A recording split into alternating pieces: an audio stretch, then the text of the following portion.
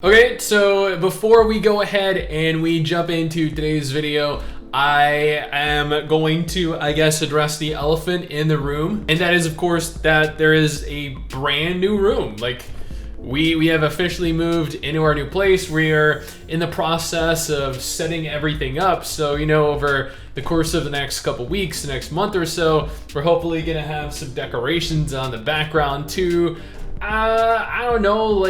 make it more lively, more representative of our personalities, I guess, or Mrs. Stix's personality, because she's actually going to be the one that's doing all the designing in the room. Because if it were me, I'm pretty sure you guys know the kinds of pictures and stuff I'd have all over the walls. And yeah, those pictures would pretty much just be of me. So yeah. Now, as the years have gone by, there has been a very noticeable shift in the genre. Over the course of the last decade, or the two last decades rather, we saw MMORPGs that were designed exclusively for the PC platform, with console gamers kind of being more or less of an afterthought for developers. However, towards the end of the 2010s, we actually saw that more and more MMOs were being developed for mobile devices, much to the disappointment of the MMO community. And you know what? That makes sense. The majority of the early mobile MMOs, and even mobile MMOs that come out right now, like Black Desert Mobile, and I know some of you guys are going to hate on me for saying this,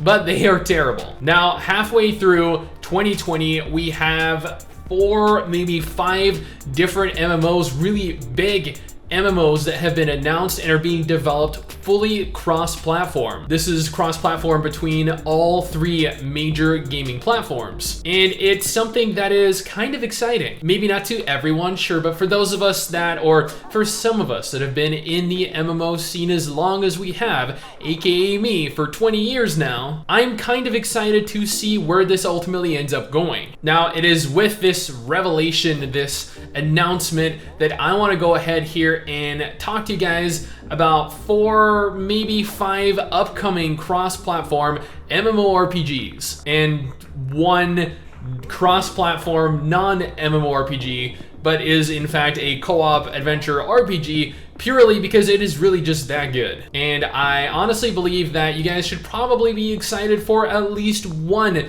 of these games. Now, plenty of you have been eagerly anticipating Project TL for a while now. It was announced years ago at the same time as Lost Ark as a competitor to the MMO. Since then, Lost Ark went on to release in various regions all around the world, and Project TL kinda just disappeared. According to NCSoft though, they have been hard at work on the game this entire time, completely overhauling the game over and over until they have a title they deem worthy of the Lineage IP. Or that's what I'd like to hope that they're doing, but in reality, I'm assuming it's because while Project TL was initially announced to be coming to PC, recently they announced that while the foundation of the game was already complete, and for the most part, the game was complete enough to release in some form this year within South Korea, they were also building in mobile compatibility, allowing players to play cross-platform between PC and mobile devices. And you know what? That makes sense. Every Lineage game in this day and age is a mobile game, and while I'm not overly fond of the Lineage mobile titles, in fact, I have actually disliked every single one of them I have played, the fact remains that this is a PC project first and foremost, with mobile compatibility being built into it to allow for a much larger return on overall investment. Because at the end of the day, NCSoft is a company and they want to make as much money as they possibly can. And this is a game that has been in development hell for years. Project TL is a beautiful looking game that is played from an isometric point of view, has very fast action combat, pretty akin to that of Lost Ark, and again, was scheduled to launch in some capacity within South Korea this year. Whether that's still the case remains to be seen, but here's hoping that we get a much more in-depth look at this soon.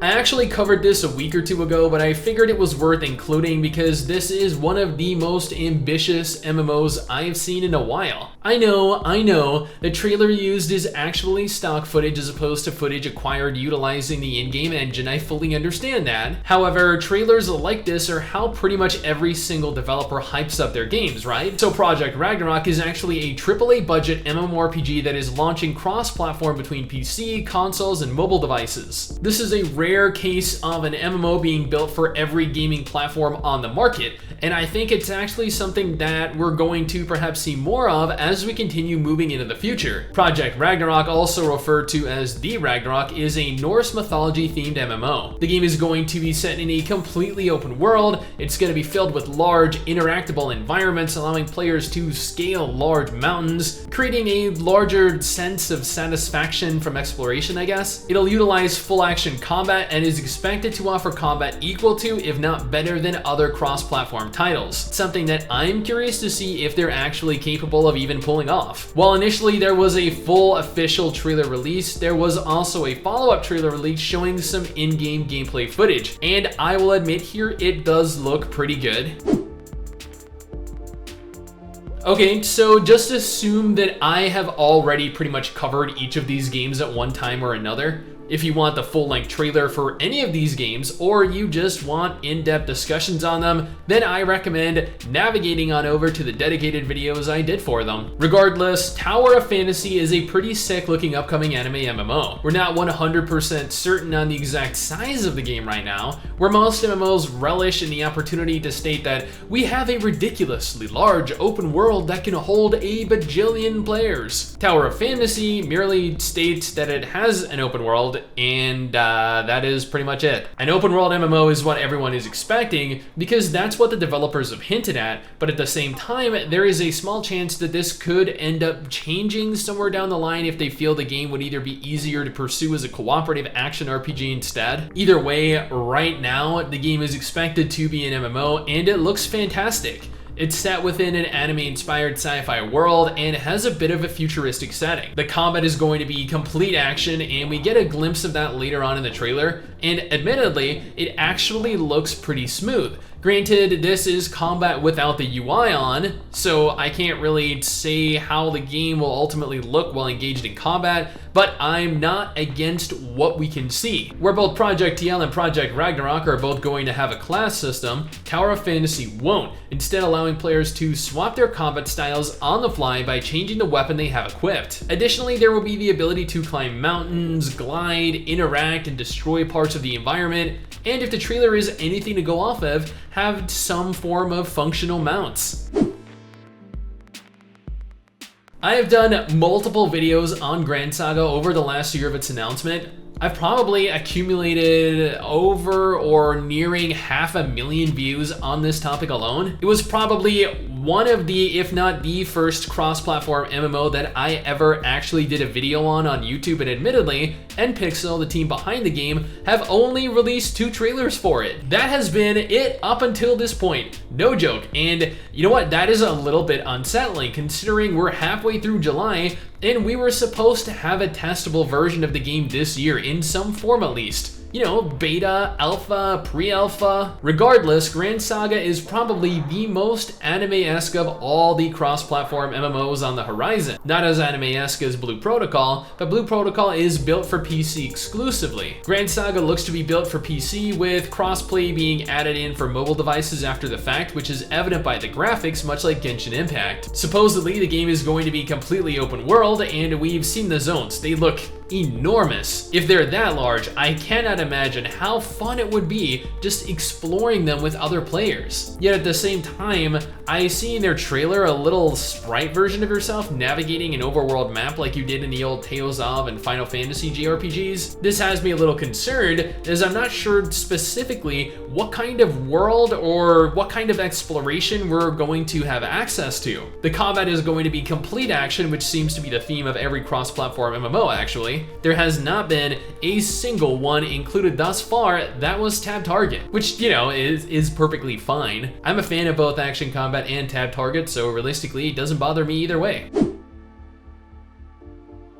You know what? The graphical style of ODIN Valhalla Rising is probably my favorite of all the titles included in this list. Okay, maybe Tower of Fantasy will give this game a run for its money, as I'm a huge fan of anime games, but my god, this game looks amazing. The trailer shows us what seems to be a very Black Desert inspired world with very Black Desert inspired characters, and that is good. BDO is a good game to take inspiration from, especially aesthetically. At its core, it is a fun game. It just has some fundamental issues, some flaws that prevent a lot of players from really just enjoying it. But at the same time, there are also hundreds of thousands of players that do. Regardless, I think it's worth kind of prefacing this with the reveal that ODIN is actually launching this year. Yeah, no joke. The game is actually scheduled for a 2020 release within South Korea. This will be another completely open world MMORPG, with the devs promising that there won't be a single loading screen while out traversing the world. Granted, considering there are going to be dungeons for players to participate in, it's likely that there will be loading screens separating those, but this is promising news. The game is going to be fantasy themed and also have interactable environments, scaling mountains, cliffs, buildings. You know what? It seems like this is likely going to be the new norm with regards to features. Like Project Ragnarok, ODIN Valhalla Rising is actually going to be Norse mythology themed, so we can expect multiple iterations of our favorite Asgardian spanning multiple upcoming MMOs. The combat is also going to be action combat, but from what we can see from the trailer, although graphically it does take inspiration from Black Desert, the combat does not. But this is, again, just a pre-release trailer after all. There's a lot of work still yet to be done.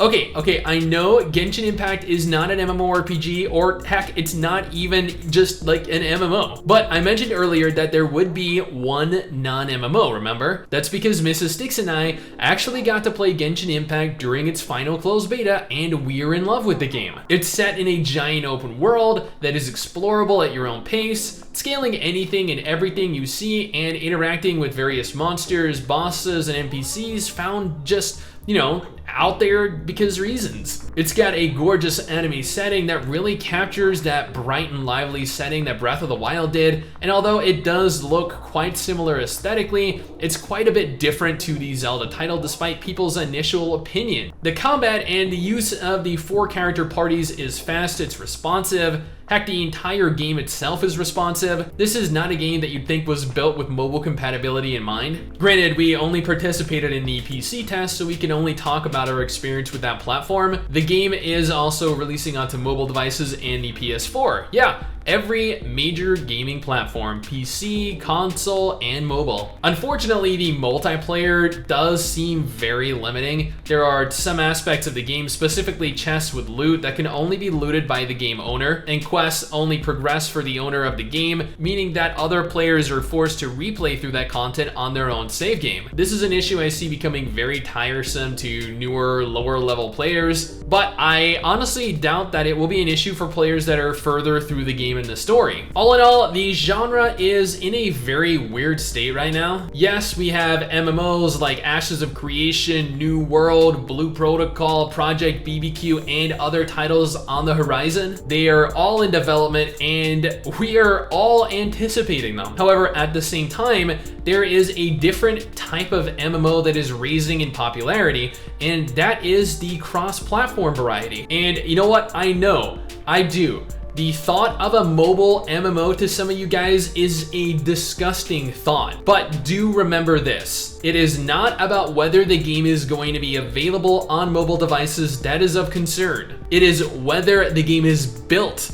for mobile devices. If the game is built for PC gamers in mind and then ported on over to a mobile device, then it is going to look and play like a PC MMO. Take Genshin Impact as an example here. However, the complete opposite is true at the exact same time, and that is very evident if you take a look at another cross-platform MMO like Talion, which, you know what, I'm going to be doing a dedicated video on sometime over the course of the next week as well. You know what, there is a lot to look forward to over the 2020 to 2021 period, and I'm excited for it. But this is my opinion, my impressions of the genre right now. What do you guys think though? Is there a cross-platform MMO that you're looking forward to? Let me know down in the comments below and let's talk about it. Anyway guys, that is it for me. Thanks for watching. Hopefully you enjoyed the video. Don't forget to subscribe for more content like this, and I'll see you all next time.